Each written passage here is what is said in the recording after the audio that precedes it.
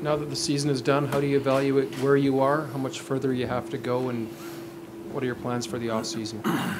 Obviously, on a day like today, we are disappointed with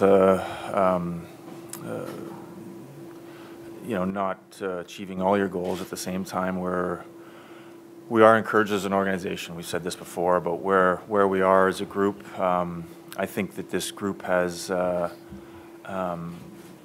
identity moving forward with its young players. That's exciting.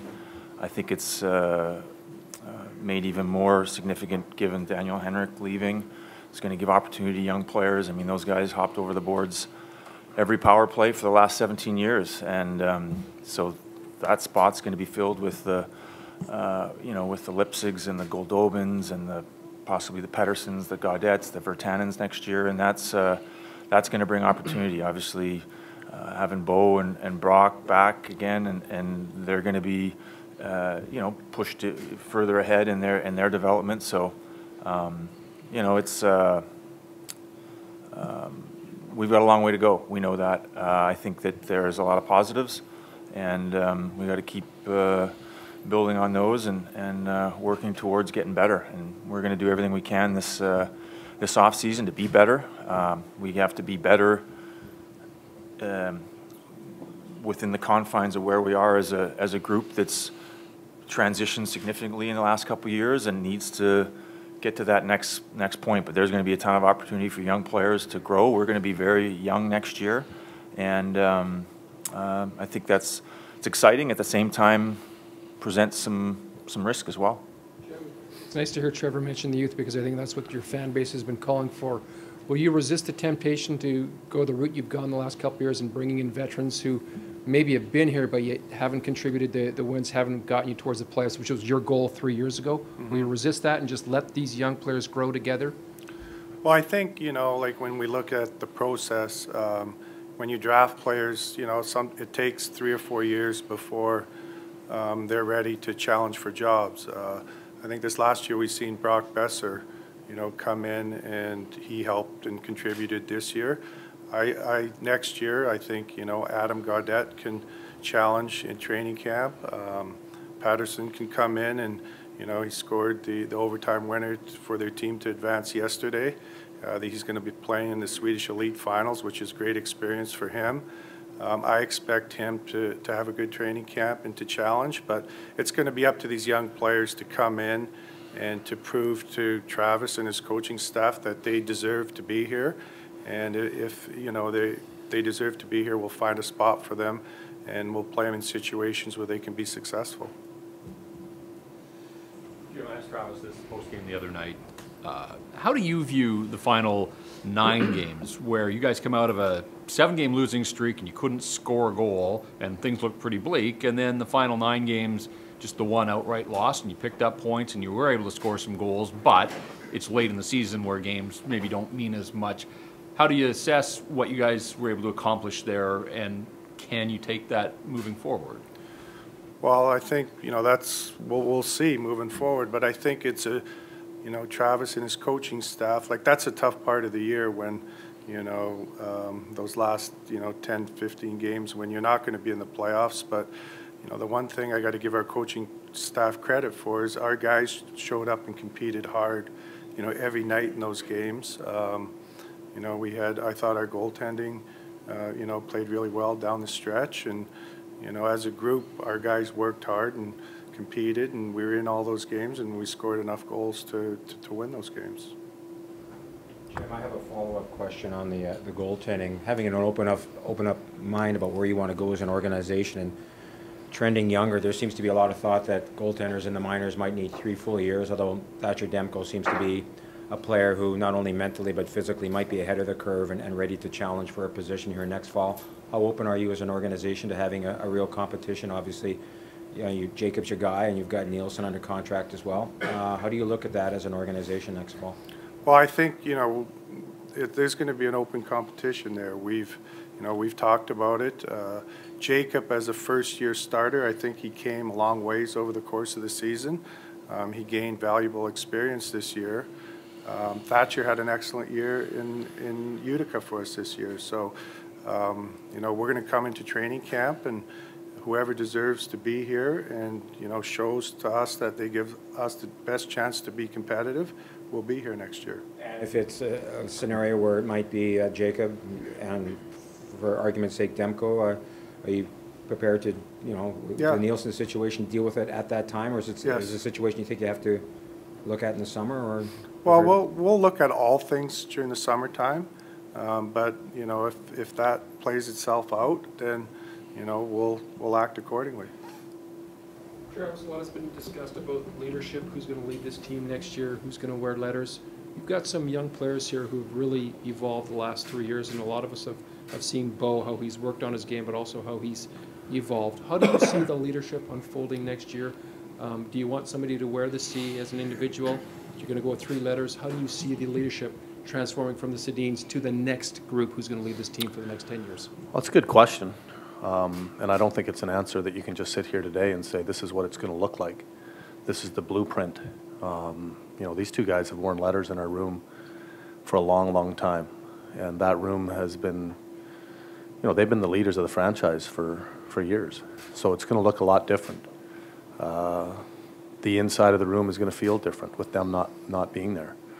Right from day one, they've led the team in, you know, physical testing, right from the first day of training camp every year. And it's going to look different, it's going to feel different, and you're not just going to be able to sit here and say, okay, where's it at? And, you know, that's a positive thing in a way. There's going to have to be new leaders step forward. And people will probably inside that room maybe act a little bit different. And I don't think I'm not going to sit here today and say it's going to look this way. I think we'll assess it. It's only been 2 days since the end of the season. There's a lot that, you know, you have to take a breath and think a little bit before you make certain decisions. And that's something that'll play itself out as we go. Will you have a captain next year? I'm not sure. Nothing's. I can honestly say that there's nothing that has been decided. It's easy to say, will you have a captain? I won't sit here and say we won't, and I won't sit here and say we will. What goes in, what do you factor in that decision? Well, I think you got to factor lots.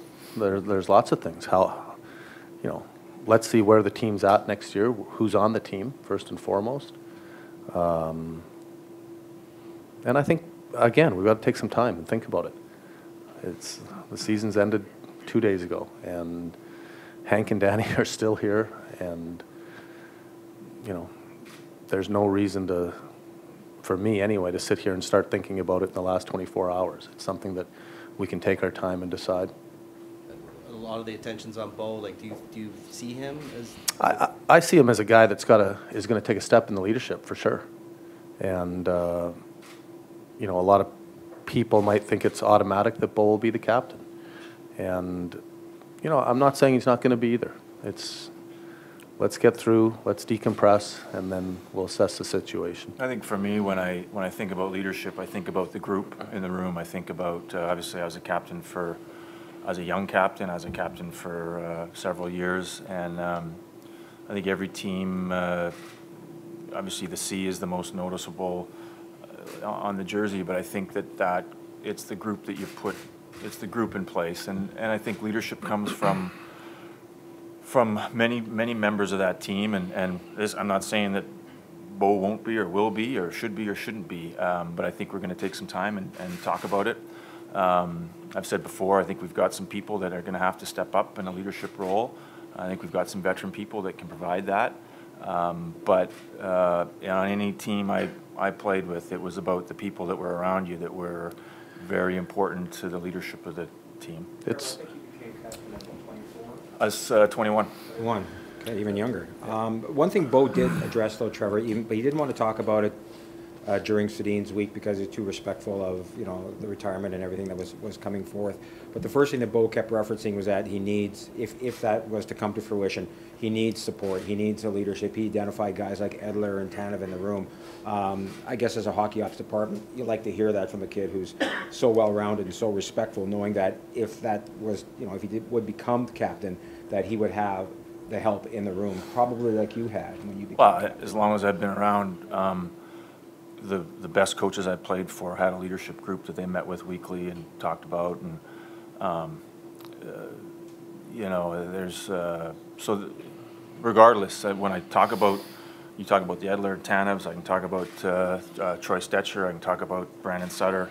You know, these guys are going to play important roles in whatever leadership structure we have. So, and we're going to continue to talk about it here the next few months and figure out what's best for our group. I think that's the biggest thing too, what Trev touched on. People get, in hockey, man, the room is, just because one guy wears a C, it does not mean that he's the guy that is the only guy in the room that leads.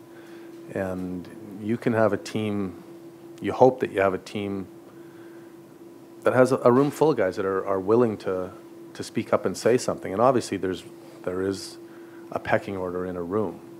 But, you know, you want a team that, and this team, especially now that Hank and Danny are gone, it is going to be a lot different than in the past. Dorsett never wore a letter, but he was kind He of was a a de leader. facto captain. I can tell you that Dorsett was a strong voice in that room, very strong. We sit here annually, it's become a bit of a tradition, talking about injuries, and they were a big factor in this year's team as well. Just moving forward, are there any guys that are going to need any medical procedures here after the season? Not Well, that we're aware yeah, of right now. they did the medicals yesterday, so, you know, we haven't heard of anything so far yet today. But it's my understanding Brock is not here today, so we won't get to talk to him, but it was 4 to 6 weeks. It's been 4 now. How is his recovery? I think his recovery's on schedule. He flew into Minneapolis today to meet with the doctor and to look at an injury that occurred over the course of the season, and we should know more in the next couple days. So he's shut down. There's no chance of him going to the Worlds. No, no. What about your team outside of Bo? Is anybody else going to Worlds? So far, all I've heard about was Bo. Jim, is there a nagging injury for Brock that he's going to see? What's Yeah, the so details on that? you know, over the course of the year, he fell on his wrist. So we're just, you know, making sure that you know, we do our due diligence and we get it looked at and make sure everything's okay. Trev, to the ownership's credit here, I know they've taken some knocks over the years, but they've spent near the cap for the longest period of time. You've mentioned youth a lot. We know that there is growing pains associated with that. We haven't seen playoffs here for a few years. Ownership's position on where you are right now and allowing you guys the flexibility to maybe bite down hard for another season or two of missing the playoffs to allow this youth development. Where's ownership's position in all of this? I've spent a lot of time with Francesco and the family, just talking to them about where we are in the cycle and how best to approach. This is unique territory, obviously, having the type of flexibility we have moving forward, and they've been incredibly supportive of where we are, and I think understanding, you know, that having some of these good young players emerging. We saw Brock this year. Who knows who we'll see next year, but that this is a process that we have to be patient with and stick with it. So they've been very supportive and aligned with where we are, and so they've really, like I said, it's been hard. I mean, obviously, it's been hard for everyone within the organization. I think it's been hard for our fans. Having said that, I know that I think this is the first year where, you know, we've kind of got an identity. We've worked through some challenging times from when we got here, and we've got a group of young players that I think people are excited about. I think our ownership's excited about it. I think we're excited about it. Having said that, you know, we've got a lot of work to do, and no one's happy with where we are today, but we think we're on the right path, and that's what's important. Feeling that City and Boy, they still pulled 100-plus points, playing 14 and a half minutes. Are there guys in the organization you think can step up and fill it, or do you need to bring in other people? Well, you're never going to just sit here and say, okay, we got 100 points that are walking out the door. That's a lot, and it doesn't happen very often where two of your top scorers are leaving the team. And I think to sit here and say that some young guys are going to just fill those holes, we don't know yet. We have to see where our young guys are at next year. Hopefully they take steps. Hopefully, you know, that's how you get better. Your young players come back as better players. And we need Bo Horvat to keep improving. We need Adam Gaudette to have a great summer. And, you know, Brock Besser, can he get better? Right throughout our lineup, you can almost go player by player, and that's the only way to improve. Newer players that come in, younger players that are trying to make the team, what kind of impact can they have? And but it's definitely going to be, you know, 2 holes to fill that'll be hard. And like for me, just I just want to say I mean, you looked at add to that to help them. sorry. Will you look to add? Like You he's mean talking free about agency? Hoping that I mean, free agency or trade. we're not going to replace Daniel Henrik's leadership in that locker room or their production on the ice. And I think rushing out and trying to do that, I think is, you know, I think we have to be very careful with how we approach that. I think that, as Travis said, we're going to look to from within for young players to take a step with more opportunity. Certainly, if we can figure out a way that we can support that and bring in people that can, you know, support their growth and where they can get there, we're going to do that. But there's various ways that we feel we're going to get better. But you know, the thought of replacing 100 points and what they bring to our organization, their leadership is, I don't know if it's, I don't think it's replaceable. You know, the whole package. So you would not expect to be a cap team, like you guys have been a cap I think it's very likely we could be several $1 million below the cap.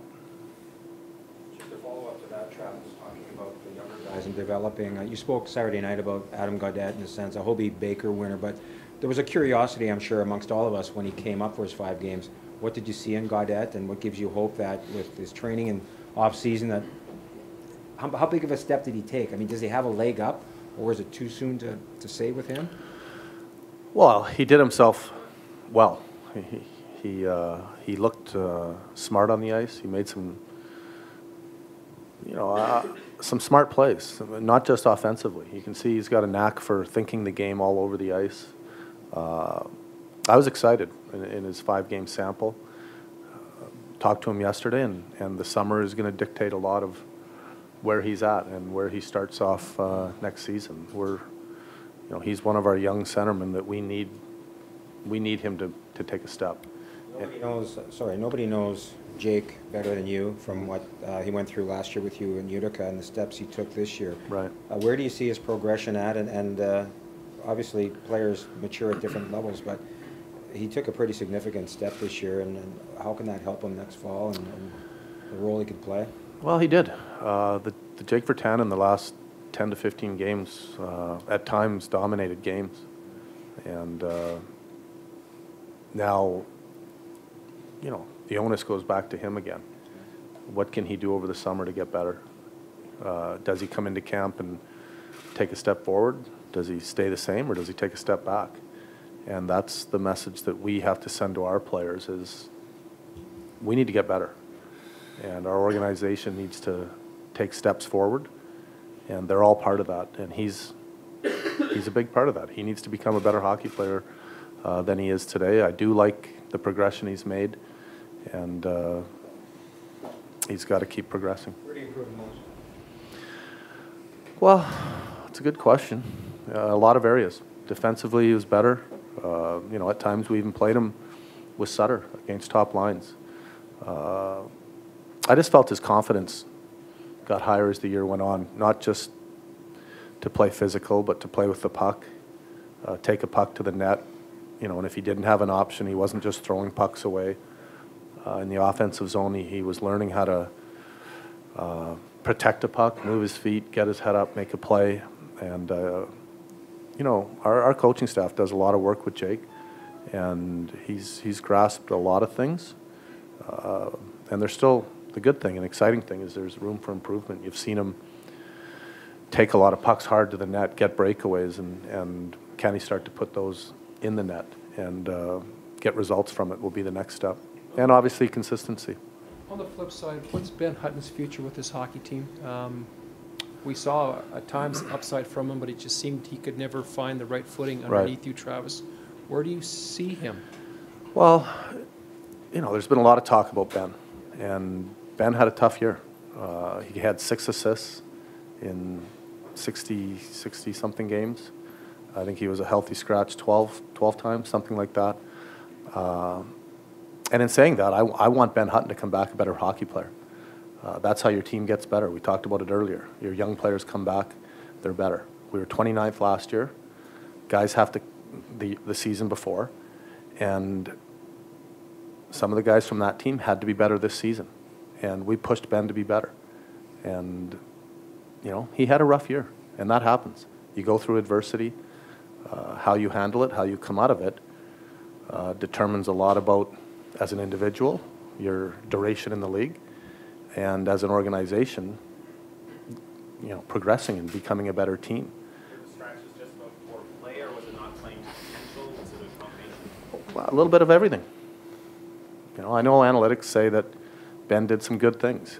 At the end of the day, Ben Hutton had 6 assists in 61 games, and I wasn't thrilled with some of the things he was doing. His conditioning wasn't as good as I wanted it to be. I thought he could play better than he did on the ice, and we pushed him to do that. And I'm going to push every player to be better. Do you feel he got away from his strengths, or was that? What do you mean by his strengths? Well, what would you consider the strengths of Hutton's game? And did he get away from those? Well, you're questioning on his strengths. What do you mean by that? Talk about it. What would you consider his strengths being? His skating, his offensive play, his passing? Well, I think Ben Hutton needs to improve on his skating. I think that's something that he can improve on. And we'll talk to Ben today in his year-end meeting. I think his conditioning can be better, and that'll bring an overall, once his conditioning and his skating get a little better, I think Ben Hutton can still be a real good player in this league. And, you know, he's a guy, we need to get more production from our back end. It's no secret. Our defense needs to have more offense in it. And, you know, that's part of the reasons why we push these guys. I don't want a guy that gets, I think Ben Hutton can get back to 20 points in a season, 25, 30 points, who knows? But 6 isn't going to cut it. And, you know, it's not easy to sit guys out. It's not easy to push guys, but that's what you have to do if you want to get better. You've got a handful. You have the familiarity with Pouliot, obviously. Yeah. You know, on the flip side, what did you think of his year and perhaps for next year, RFA is Up and down. an affordable option? Up and down. Another guy that I want to see Derek Pouliot come back a better player. If he wants to be a regular in the NHL, and he's got to come back. That's going to be a message to a lot of our guys. Come back better. Jim, Pouliot's one of a handful of restricted free agents you have. I think others are Stetcher, Berchi, Granlund. Is the plan to be able to put offer sheets in front of all those players? Would you like to have them all back here moving forward? Yes, I would. I know some of those players, you know, maybe didn't have their best seasons, you know, didn't progress kind of like we had hoped at the start of the year, but, you know, they're young players that, like Travis said, need to get better. And I still believe in them, we still believe in them, but they need to have good summers and come back and be better next year. Looks like improving the defense and getting those points and more offense out of it looks like one of the biggest obstacles in getting a competitive team. If you do bring everyone back, how do you improve the defense or blue line?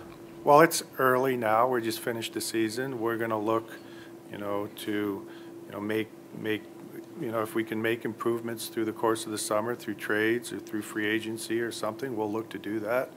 But it's just too early right now to comment on that. But we're going to look at it and try to figure it out. Travis, you spoke about Jake Virtanen and the growth you saw from him throughout the season. How did you assess Nikolai Goldobin and where he finished up? I liked how he finished. You know, again, a player that we've done a lot of individual work with.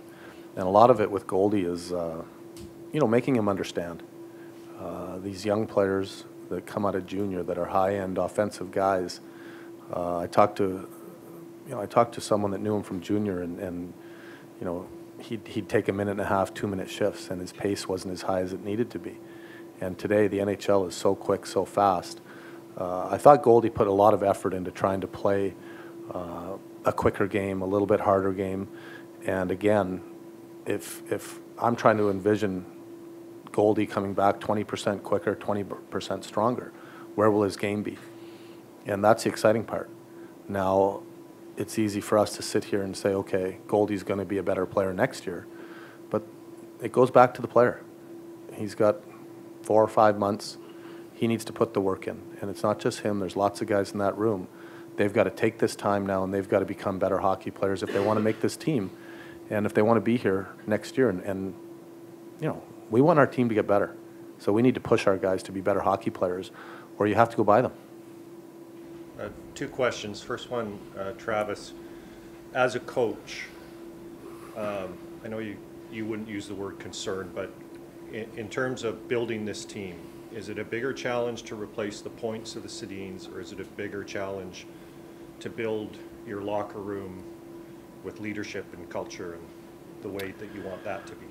Well, I want to build a culture of what's expected, and the points will take care of themselves. You're not going to sit here and just say, okay, we're going to replace 100 points. You know, that's easier said than done. And it's not an easy thing to do and just go on the ice and run a power play. It takes, those are Hall of Fame players.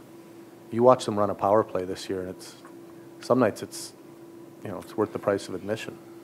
And you're not just going to ask Nick Godolbin to run the power play like the Sedins. You hope that he comes back and he can. Our special teams took a pretty good jump this year, and the Sedins were a big part of the power play. But you know, right from day one, we've said we want to be harder to play against. We want to create this culture that will do anything to win for me.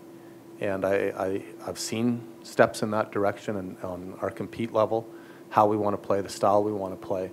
And that's still, for me, pushing forward how we're going to end up winning, and not just winning to be mediocre, winning to win championships in the long run. And Trevor, you said early on that you think the team has an identity, or is, I can't remember the exact quote, but you mentioned identity. So what is the identity of this group as it stands now? Well, I think this year, I think we've seen a lot of our young players, whether they were here, you know, Brock or, you know, Jake, and the way he finished.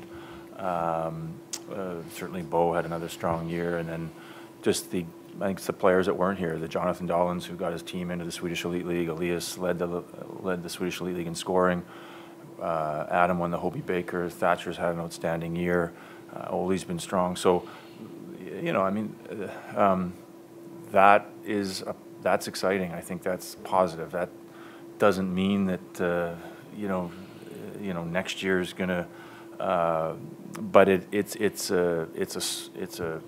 it's what we are today, and I think with Daniel Henrik now leaving, it even takes that one step further, that we're going to be young next year. We're going to, and there's going to be some bumps in the road. There's no question about it. But I think that if I think about 2 years ago or 3 years ago, where we are today, certainly is. You know, our team identity will, and it's about what Travis can do with some of these young players, and about them coming to training camp and fighting for spots, and challenging them to be better and to get to the next level. You know, all these guys were great players at their junior college level, but to be pros, it's about the way Daniel Henrik approached every day, you know, their training and how they became professionals. So that's our challenge right now as an organization, is to where we can get these kids, and who can break through, and some of them maybe can't, and you know, we're going to have to, we'll sort through that in the next, you know, that'll play out itself. Gentlemen, as hockey fans, we have the ultimate of highs, the hockey world getting to say goodbye to Daniel and Henrik and share and all of that, and then we had the ultimate low on Friday night with the Humboldt Broncos. You have the ribbons on. We've seen the outpouring of emotion. Trev is a prairie guy. Anyone who's ridden on a bus in junior hockey, anyone who has kids in sports who travel, this has affected everybody on so many different levels. How much did this hit home, Trev? Yeah, for me, I was 16 years old in 1986 and attended the memorial in Swift Current. I think as a 16-year-old kid, you're invincible. I hopped on the bus the next day and went to Prince Albert and never thought anything of it. I sit here 30-some years later, and it has a way bigger impact, you know, being a father myself, and it's heartbreaking. I don't know if there are any words that can speak of such a unthinkable tragedy. The hockey world is such a incredible place, and you know, I know Derek Dorsett and Derek Pouliot are putting a group together go to Humboldt this week and to visit there. Just the outpouring of support has been really, truly amazing from the hockey community. But it's just a tragic, very sad, sad night for sure. Sad time for the game because, you know, as a player, I would think most players would say this. You know, the bus is probably the place you have the most fun. Card games and you know, for me it was card games and doing homework and sleeping under the seats. That's what we did. And you know, as a kid, you finish the game and you hang out and you crawl under your seat and go to sleep. And I'd wake up and Bob Ridley would drop us off at school the next day. And you know, and but it's definitely a sad time for sure. Time for just one more question. This is for Travis. For NHL head coaches, like the lifespan can be cruelly short. We've seen like AV just this week, and he took a team to the Cup. When do you expect to have a team that can compete for a playoff spot, can legit compete in the NHL? I think, you know, that question is not easy to answer, just to say when are we going to be able to compete for playoffs. I think you must have a plan, right? Like in your head, you must have an idea. Well, I want us to see us keep improving. And you look at the teams that don't make the playoffs. I mean, there's some good teams that don't make the playoffs. You can have a really good team and not make the playoffs. And we need to get our team to that stage where we're ready to say, okay, we're now a team that can compete for the playoffs. And a lot of it goes back to what I said earlier. Our guys have to become better hockey players. We need to continue to add young players. We need to continue to make the changes necessary in order to become that team. And I'm confident that we're on the right path, though. Jim, quickly, one question. Daniel and Henrik are coming up next. They've meant so much to this organization. They have so much respect with their players in this organization. Would you like to keep them on somehow? Any plans on approaching them to be a part of this organization on a different level? I approached them, but they didn't like the pay cut they're going to have to take. But you know, I think their focus right now is to be full-time dads and to do those things that they haven't been able to do. Certainly, you know, I'm going to meet with them later this week and talk about kind of what their plan is. I'd love to have them part of what we're doing, and we'll see how that plays out. And there's been so much going on. It's been an emotional week for many reasons. So once we kind of get through this next couple of weeks, we'll sit down and talk and see where they're at. I know as a player, for me personally, it was when I left, it was kind of like, hey, I need to take some time to figure out life a little bit. Jim, just quickly, your stance on veterans under contract, and if it's a no-fly zone, whether a guy like a Louis Eriksson, if you were approached by another GM in the offseason about his availability, or would you ever think about going to him to ask what, you know, if he wouldn't mind being moved on, maybe to get to another or more competitive atmosphere, or is that a no-fly zone to? Well, we just finished the season. We're going to meet the next couple days as a management team, and we're going to talk about all those different scenarios, but it's too early to answer that question right now.